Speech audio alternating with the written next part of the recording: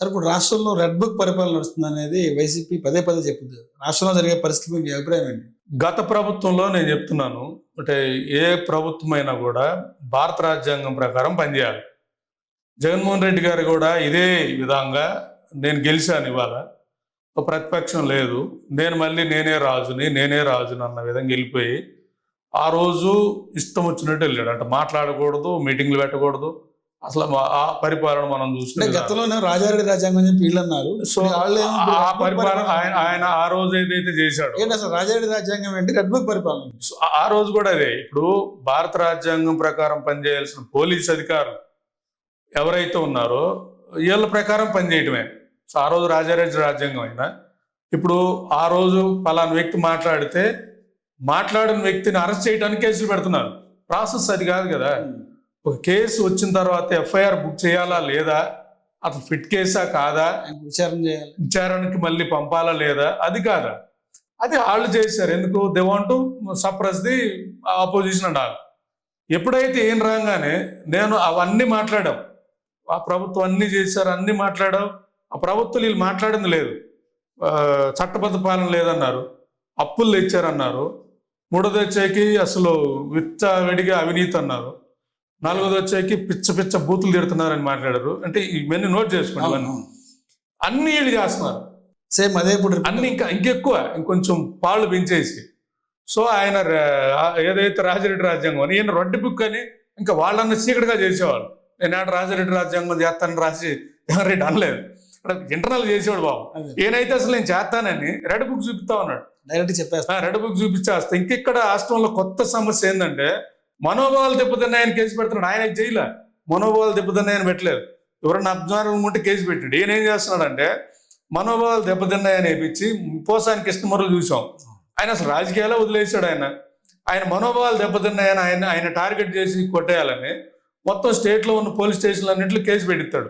అసలు ఎట్లా తీసుకుంటారో నాకు కూడా అర్థం కావట్లేదు. అది నేను మీరు అడిగారు కదా, భారత రాజ్యాంగం ప్రకారం రాజ్యాంగం ఏంటి, సో రెడ్ బుక్ ప్రకారం రాజ్యాంగం ఏంటంటే ఇదే అసలు రాజ్యాంగం. మనకి అంబేద్కర్ రాజ్యాంగం వదిలేసి ఇప్పుడు ఏం చెప్పినాడు కాబట్టి మనోభావాలు దెబ్బతింటనే అని రాష్ట్రంలో 200 స్టేషన్లో కేసులు పెట్టారు అనుకో.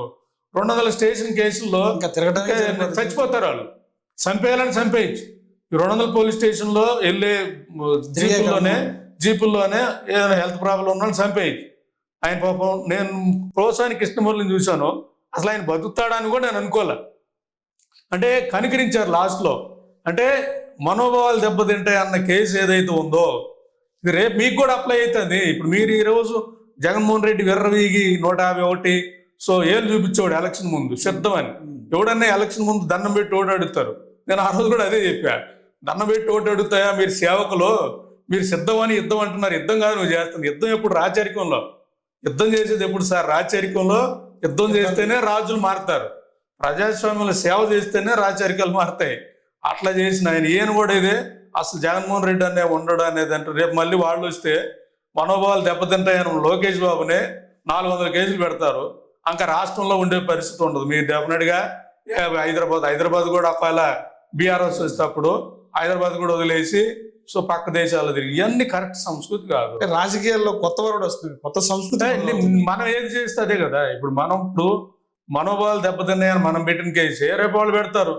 వాళ్ళు మీరు ఏదో మాట్లాడతారు.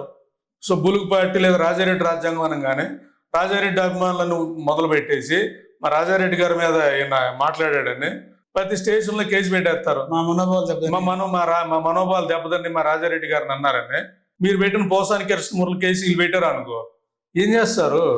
అసలు ఈ స్టేట్లో ఉంటారా, అసలు ఈ దేశంలో ఉంటారా, పారిపోవాలని సిద్ధమయ్యారా? వదిలేయండి, అవన్నీ వదిలేసి భారత రాజ్యాంగం అంబేద్కర్ రాజ్యాంగాన్ని బాడీ గవర్నెన్స్ సిస్టమ్ పెంచండి.